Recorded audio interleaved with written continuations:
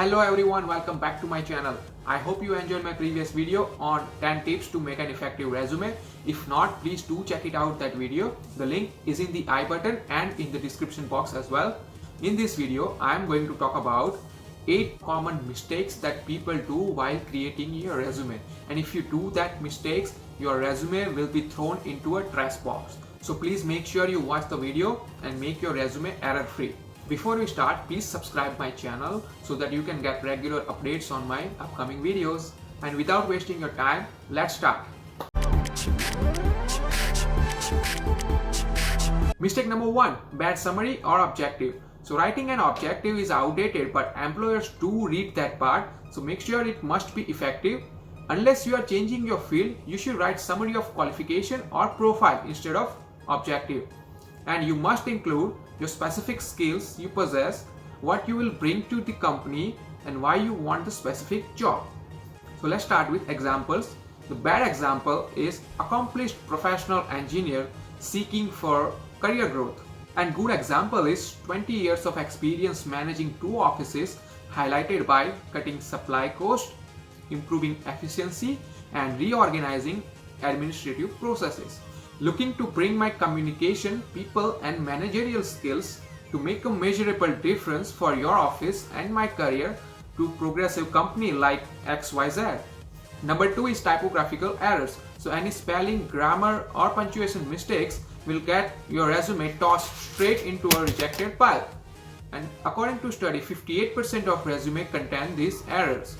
And these type of mistakes will show to the employer that you didn't care while making your resume. So make sure you proofread your resume and use a Word program to eliminate these kind of errors. Number 3, don't include subjective traits. Now in your resume, have you included these words? Hardworking, team player, excellent communication skills, or result driven? Then please get rid of those words because those are overused and subjective words. You may be a good team player and you might have excellent communication skills, but write it in the form of accomplishments at your current or previous employer that proves that you belong these skills. Number 4, responsibilities versus accomplishments. List out accomplishments, not responsibilities. As I said, that resume is not a comprehensive list of your job duties, but it is a marketing document to highlight your skills and showcase your accomplishments.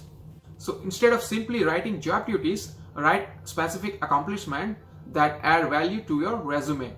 For example, if you are in a quality field and you write conducted root cause analysis, that's a bad example. But the good example is resolve 80% of recurring problems by conducting root cause analysis through 5I method. Mistake number 5, using one resume for all jobs. No, you need to customize your resume because one resume will not fit into all the jobs you are applying. You need to be specific and tailor your resume according to the job description. It's not too much work because your overall work experience will be same. You only have to craft and highlight your skills according to the job description and include keywords and phrases from the job description that will help you to pass your ATS. Mistake number 6, incorrect information. So all information you provide in your resume, make sure it's 100% correct. It's not hard to verify your skills and experience. Even if you get an interview call, you will not go far in the interview process because when you will be asked about specific experience, you will get nervous. And this shows that you bluff. And understand that there is a fine line between spinning something according to the job description and just fabricating your accomplishments. So make sure whatever information you provide must be 100% true. Mistake number 7, visual appearance. Now one-page resume rule might look arbitrary, but it is for a good cause so that people only include relevant information with good formatting.